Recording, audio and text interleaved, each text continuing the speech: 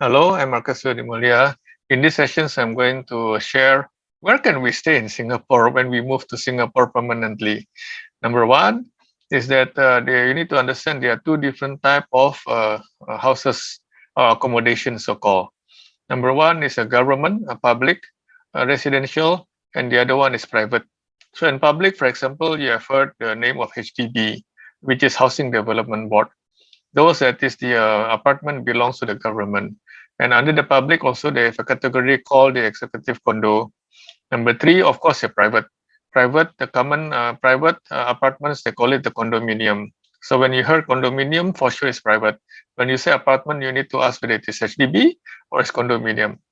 And the other private that is commonly also exists in Singapore is what we call the walk-up apartment, where they are quite buildings that are not tall, maybe like about 4 stories building, and they walk up, they don't have elevator.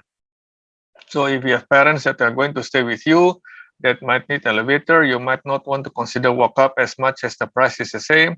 And in many cases, actually the walk up apartments, the space is bigger than the condominiums. Number five, of course, is a house, right? It's like any other house, it is landed house.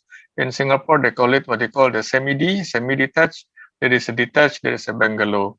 So semi-detached in some of your countries might not exist, where one building to another building is really close to another, is almost like really attached to one another. Semi-detached is independent houses.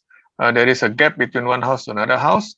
Bungalow is the house that is much bigger than the detached, which is independent and the bigger area. That one usually costs very expensive, and very seldom people rent it out as well. So these are the type of residential accommodations that you can find in Singapore. You can Google under government as well, just type those places. Then you can check also the type of rental rate that you want to get based on the area that you want to stay. Okay, happy searching.